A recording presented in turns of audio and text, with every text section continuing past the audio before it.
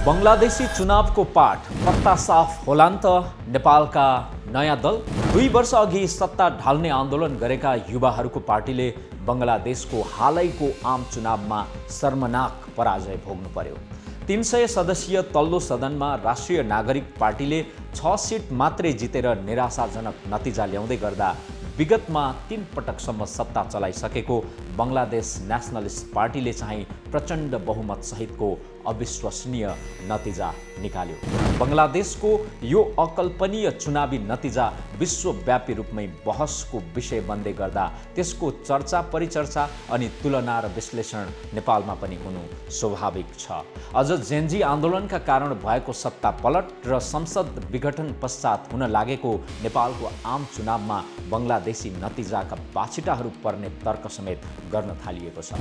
बङ्गलादेशमा आन्दोलनबाट उदाएको दल र चर्चित युवा नेताहरूले समेत चुनावमा भोगेको लज्जास्पद हारका परिदृश्यहरू अहिले नेपालमा नयाँ दल तथा उम्मेद्वारप्रति खिसी ट्युरी गर्ने मिम बन्न थालेका छन्। फेसबुकमा 75 लाख फलोअर्स भएको युवा नेत्रीले हारेको मात्र नभई निकटतम प्रतिद्वन्दी समेत बन्न नसकेको दृष्टान्तलाई बालेनका फेसबुक फलोअर्ससँग तुलना गरिरहेका छन् कतिपयले।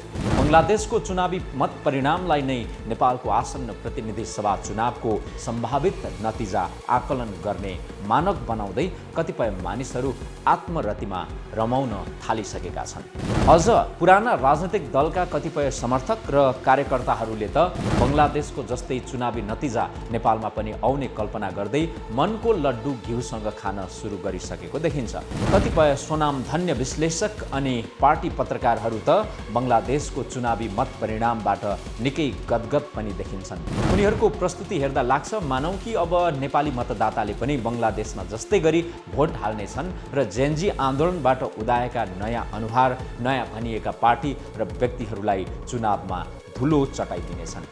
पुराना पार्टीका नेता तथा कार्यकर्ताहरू के भन्न थालेका छन् भने अनुभव नभएका नयाँहरूको सत्ता हाँक्ने मात्र होइन सांसद बन्ने समेत योग्यता छैन। त्यसैले जनताले घन्टी चिम र माटो जस्तामा होइन पुरानै सूर्य तथा रुखमै छाप हान्नेछन्।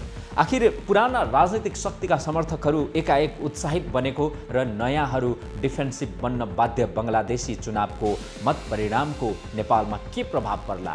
के जेनजी आन्दोलनको रापताप सेलाइ नसक्दै फागुन 21मा हुन लागेको प्रतिनिधि सभा चुनावमा नेपाली जनताले रवि बालेन हर्क तथा कुलमान जस्ता नयाँ अनुहारलाई नपत्याउलान् त? अनि के नयाँ दल तथा अनुहारप्रति देखिरहेको उत्साह तथा मतदाताले आम रूपमा व्यक्त गरिरहेको अभिमत चुनावी मतपेटिकामा नखस्ला त? आउनुहोस् बङ्गलादेशी चुनावको मत परिणाम र नेपालमा हुन लागेको चुनावको सम्भावित परिदृश्य बीच तुलना गरौँ। अनि के नेपालमा पनि बङ्गलादेशमा जस्तै चुनावी नतिजा आउन सम्भव छ? त्यसको पनि गहन विश्लेषण गरौँ। बङ्गलादेशको आम चुनाव भ्रम र वास्तविकता। दर्शकवृन्द, फेब्रुअरी 2026 का दिन बङ्गलादेशको तल्लो सदन अर्थात् जातीय संसदको 13औं चुनाव भयो। 300 सिटका लागि भएको चुनावमा पूर्व प्रधानमन्त्री बेगम खालिदा जियाका छोरा तारिफ रहमानले नेतृत्व गरेको बीएनपीले विशाल जित हासिल गर्दै 209 सिटमा कब्जा जमायो। जमाते इस्लामी पार्टीले 68 सिट जित्दा बहुचर्चित नेसनल सिटिजन्स पार्टी एनसीपीले जम्मा 6 सिट मात्र आफ्नो पोल्टामा पार्न सफल भयो। शेख हसिनाको अवामी लीग र बेगम खालिदा जियाको बीएनपी बीच घात प्रतिघात अनि म्युजिकल चेयर हुने बङ्गलादेशी सत्तामा जियाका उत्तराधिकारीले कब्जा जमाउने तर्खर गरिरहँदा शेख हसिनालाई सत्ताच्युत गराउने आन्दोलनकारी शक्तिको भने हरिप बिजोग भएको छ। विद्यार्थी तथा युवा आन्दोलनकारीले गठन गरेको नागरिक पार्टी र उसले गठबन्धन गरेको जमात ए इस्लामी समेतका 4 पार्टीको गठबन्धनले जम्मा जम्मी 77 सिटमा चित्त बुझाउँदै संसदमा कमजोर प्रतिपक्ष बन्ने स्थिति देखिएको छ। बङ्गलादेशमा युवाहरूको नागरिक पार्टीले किन जम्मा 6 सिट मात्रै जित्यो? सोसल मिडिया तथा रोड सोहरूमा ठुलै चर्चा पाएका युवा अनुहारहरू चुनावमा किन पछाडिए? विगतको सबैभन्दा ठुलो पार्टीले चुनावमा भाग लिनै नपाउँदा उसका मतदाताहरूको मत कता मोडियो? देशको राजनीतिमा खासै योगदान नभएका र शैक्षिक तथा राजनीतिक रूपमा पनि कमजोर रहनुका साथै 1.5 दशकदेखि बङ्गलादेश नै नटेकेको बेगम खालिदा पुत्रको नेतृत्व किन बङ्गलादेशीहरूको रोजाइमा पर्यो? दर्शकवृन्द, बङ्गलादेशी चुनावमा आन्दोलनकारी तथा नयाँ अनुहारहरूको पराजय अनि पुराना राजनीतिक शक्तिहरूको अनुमोदनका पछाडि केही कारणहरू छन्, तर उक्त नतिजा निस्किनुमा केही यस्ता परिस्थितिजन्य कारक र तथ्यहरू छन् जसलाई नजरअन्दाज गरेर चुनावी परिणामको निरपेक्ष विश्लेषण गर्न सकिँदैन। के युवा तथा विद्यार्थीहरूको पार्टी एनसीपीले संसदका सबै 300 सिटमै चुनाव लडेर जम्मा 6 सिट मात्रै ल्याएको हो? जसो गरी जुन रूपले चर्चा भइरहेको छ त्यो सत्य होइन।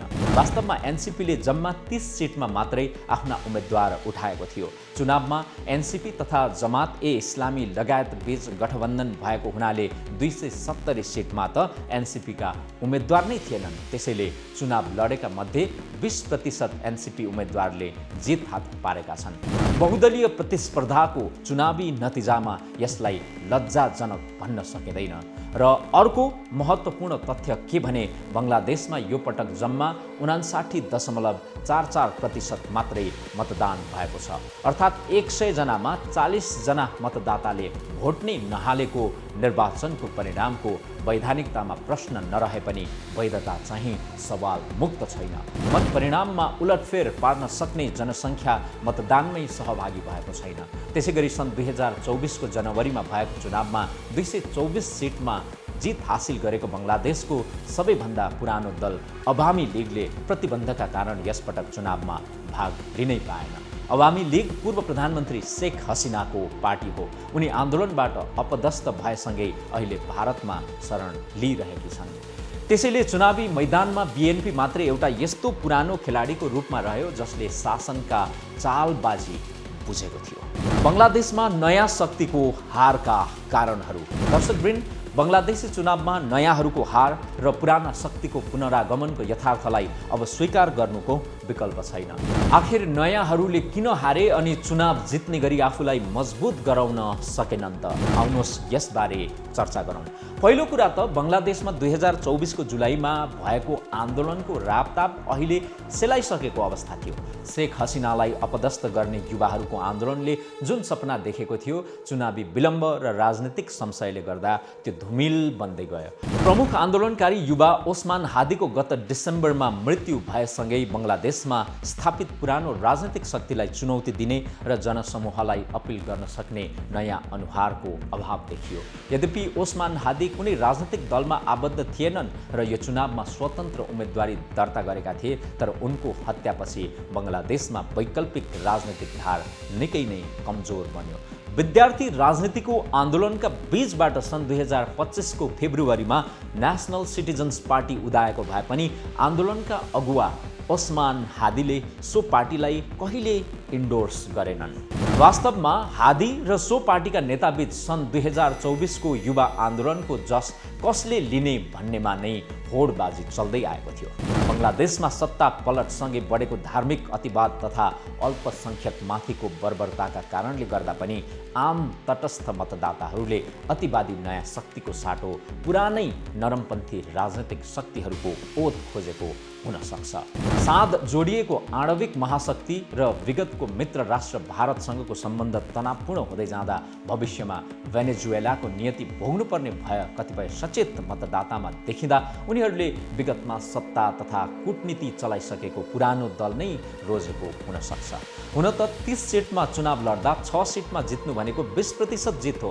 चुनावी प्रतिस्पर्धामा जितको यो प्रतिशतलाई सम्मानजनक नै मान्न सकिन्छ।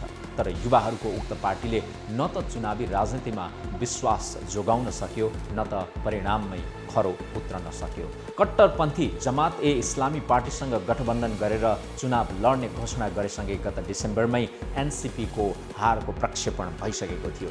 धेरै युवा मतदाताहरूले एनसीपीले आन्दोलनमाथि धोकाधडी गरेको टिप्पणी गरेका थिए।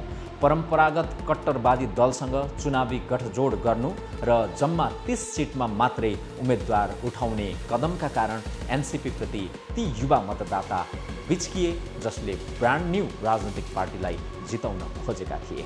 उनीहरूले एनसीपीको यो चुनावी गठबन्धनलाई पुरानै राजनैतिक संस्कारबाट अलग नभई त्यसमै विलय भएको रूपमा बुझे। कमजोर सङ्गठन तथा महिला र अल्पसङ्ख्यकको अधिकार जस्ता यी इस्युहरूमा भ्रष्टता नहुनु पनि उक्त पार्टीको चुनावी पराजयको कारक मानिएको छ। एनसीपीले उठाएका 30 सिट मध्ये जम्मा 2 वटामा महिला उम्मेद्वार उठाउँदा त्यसको सुरुमै विरोध भयो र पार्टीका केही वरिष्ठ महिला नेत्रीले राजीनामा दिए। शेख हसिनाको पार्टी माथिको प्रतिबन्धले बङ्गलादेशको चुनावी मैदानमा ठूलो भ्याकुम सिर्जना गरेको थियो, जसको फाइदा बीएनपीले पायो र आफूलाई लिबरल डेमोक्रेटिक विकल्पको रूपमा प्रस्तुत गर्यो, जबकि त्यो स्पेस युवाहरूको पार्टीले लिन सक्नु पर्थ्यो। नेपालमा यसकारण दोहोरिँदैन बङ्गलादेशको नियति। दर्शकवृन्द, बङ्गलादेशमा जुन परिस्थितिका बीच चुनाव भएर जस्तो परिणाम प्राप्त भएको छ त्यसको आधारमा नयाँ दल तथा अनुहारहरूले सेटब्याक खान्छन् भन्ने ठोकुवा गर्नु हतार हुन्छ। बङ्गलादेशमा आन्दोलनबाट उदाएको युवाहरूको नयाँ दलले अर्को पुराना दलसँग चुनावी गठबन्धन गरेर अलोकप्रिय बन्यो। नयाँ दल पनि पुरानै राजनीतिक आहालमा डुबेसँगै अधिकांश नवयुवाहरूले कि त भोट नै हालेनन् र हाले तापनि 20 वर्षदेखि शेख हसिनाको कोपभाजनमा परेको एक पुरानो मध्यमार्गी दललाई रोजे। तर नेपालको अवस्था फरक छ। नयाँ दलहरू कुनै पुराना पार्टीसँग चुनावी गठबन्धन नगरी एक्लै भिडिरहेका छन्। त्यसैले नयाँ मध्ये नै छान्ने पर्याप्त मौका र विकल्प मतदाताहरूसँग छ। अर्थात् पुरानो बोतलमा नयाँ रक्सी भरेका पुराना पार्टीहरूसँगै टाँसिनु पर्ने बाध्यता नेपाली मतदाताहरूमा छैन। अझ पुराना मुख्य 3 पार्टीहरूले निकट विगतमा आलो पालोको सत्ताको भोग गर्दै आएका हुनाले नेपाली नवयुवा मतदाताहरू सामु बङ्गलादेशमा जस्तो नोस्टाल्जिक भएर कुनै पुरानो पार्टीलाई 20 वर्षपछि सत्तामा ल्याउनु पर्ने दरकार पनि छैन। त्यसैले कुशासनका विरुद्धमा जेनजी विद्रोह भएको परिप्रेक्ष्यमा विद्रोहको राप सेलाइ नसक्दै हुने यो चुनावको नतिजाबाट नयाँहरू पत्ता साफ भएर बङ्गलादेशको जस्तो कुनै पुरानो शक्तिको पोल्टामा जाला भन्ने आकलन गर्ने अवस्था पक्कै पनि छैन। वास्तवमा नेपाली समाज तथा राजनीतिक वृत्त बङ्गलादेशमा जस्तो अतिवादी, प्रतिशोधमुखी तथा अलोकतान्त्रिक छैन। यहाँ नयाँ पुराना सबै दलहरूको सामाजिक सद्भाव र सहिष्णुताप्रति शङ्का गर्ने ठाउँ छैन। त्यसैले नयाँ आएर बिगार्छन्, बरु पुराना पाकाहरूलाई नै जिताउँदा ढुक्क हुन्छ भन्ने मनासाय राख्न मतदाताहरू बाध्य छैनन्। विगतमा पुराना दलहरूले बहुरङ्गी कूटनीति तथा बेला बेला उत्तर र दक्षिणको कार्ड खेल्ने विदेशी नीति अवलम्बन गरेको देखेका नेपालीहरूलाई नयाँ दल तथा अनुहारहरू ती पुराना भन्दा तन्नम आउलान् कि भनेर डर मान्नुपर्ने अवस्था पनि रहेन।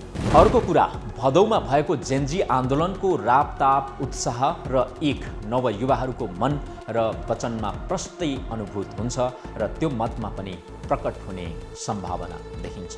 तत्कालीन सत्तारूढ एमाले र काङ्ग्रेसका नेताहरूले सिंहदरबार र संसद भवन लगायतको आगजनी देखाएर जेनजी आन्दोलनमा भएको दमन र हत्याको औचित्य पुष्टि गर्ने धृष्टता गरे पनि मानिसहरू मान्न तयार देखिँदैनन्। बालेन र रविले देश दौडाहाको रोड शोमा देशव्यापी क्रेज देखाइरहँदा केपी ओलीहरू चाहिँ मतदाताको टोल तथा दैलो दैलोबाट खप्की खाइरहनु परेको छ। झापामा वारेसबाट उम्मेदवारी दर्ता गरेको भरमा जित्ने केपी ओलीले झापाका गाउँमा पुगेर मतदाताको कटु वचन सुन्नु परेको र मतदाताहरूले हाक्का हाकी घन्टीलाई भोट दिन्छौँ भनिरहेको दृश्यहरूले पुराना राजनैतिक शक्तिहरूको समग्र अवस्थालाई प्रतिबिम्बित गर्दछ। प्रचण्डले पूर्वी रुकुममा गर्नु परेको मेहनत, काठमाडौँबाट तर्सिएर सर्लाही छिरेका गगन थापाका अभिव्यक्ति र भावभङ्गीले नेपालका पुराना राजनीतिक दलहरू विरासत रक्षाको अन्तिम सङ्घर्षमा छन् भन्ने प्रष्ट हुन्छ। पूर्वी पहाडमा हर्क र तामसालिङमा कुलमानको जबरजस्त उपस्थिति र उत्साह पनि पुराना दलहरूका लागि टाउको दुखाइको विषय नै बनेको छ। ढुक्क बन्न नदिने केही जोखिमहरू। दर्शकवृन्द, राजनीति सम्भावनाहरूको खेल हो। वक्र रेखामा चल्ने राजनीतिक चालबाजीले कहिलेकाहीँ अविश्वसनीय नतिजा दिन पनि सक्छ। यद्यपि नेपाली नवयुवाहरूको सचेतना र उत्साहले पुराना चुनावी खेलो फड्कोहरू यो पटक उति साह्रो कामयाबी बन्न नसक्ने तथ्य चुनावी घर दैलोहरूबाट प्रकट भइरहेका छन्। तर फागुन 21 को दिनसम्म आइपुग्दा गुगल र भूगोल बीचको धरातलीय यथार्थ फरक भइदिन सक्छ अनि अल्गोरिदम सृजित उत्साह मतपत्रमा प्रकटीकरण नभइदिन पनि सक्छ। त्यसैले 1400 जना युवाको शहादतको जगमा स्थापित भएको युवाहरूको नयाँ पार्टीले बङ्गलादेशमा जे नियति भोगेको छ, 72 जना जेनजीको शहादतबाट नेपालमा अंकुरण भएका नयाँ विचार, नेतृत्व, पार्टी तथा अनुहारहरूले सोही नतिजा भोग्न अभिशप्त हुनुपर्ने जोखिमलाई पूर्ण रूपमा खारेज गर्न पनि सकिँदैन। किनकि रात रहे अग्राह पलाउँछ भन्ने पुरानो उखानलाई चरितार्थ गर्न पुराना शक्तिहरूबाट आगामी फागुन 21 सम्म जोडतोडका साथ बल लगाइनेछ। अनि त्यस्तो खालको पुरानो चुनावी तिग्डम नयाँ र आला काँचाहरूका लागि भारी पर्न पनि सक्छ। त्यसैले यहाँनिर टाइम्स अफ इन्डियाको सम्पादकीय निकै सान्दर्भिक हुन आउँछ। बङ्गलादेशको चुनावी मत परिणाम र नयाँ शक्तिहरूको सत्तारोहणको सकसबारे टाइम्स अफ इन्डियाले एउटा सटिक विश्लेषण गरेको छ, जसमा भनिएको छ 1 वर्ष अघि प्रधानमन्त्रीलाई घुँडा टेकाउने पुस्ताको रूपमा उनीहरूको तारिफ हुन्थ्यो। अहिले ती आन्दोलनकारी युवाहरूले कठोर सत्यको सामना गरिरहेका छन्। वास्तवमा विरोधको नेतृत्व गर्नभन्दा क्रान्तिलाई शासनमा परिणत गर्न निकै कठिन छ। आशा गरौँ नेपालमा बङ्गलादेशको त्यो नियति दोहोरिने छैन। दर्शकवृन्द, यो भिडियो यहाँलाई कस्तो लाग्यो? यदि यो भिडियो मन पर्यो भने आफ्नो साथीहरूलाई पनि सेयर गर्न सक्नुहुन्छ र हामीलाई हाम्रो युट्युब च्यानलमा सब्स्क्राइब गर्न सक्नुहुन्छ र हाम्रो अफिसियल फेसबुकमा पनि तपाईँले हामीलाई फलो गर्न सक्नुहुन्छ। धन्यवाद। नमस्कार।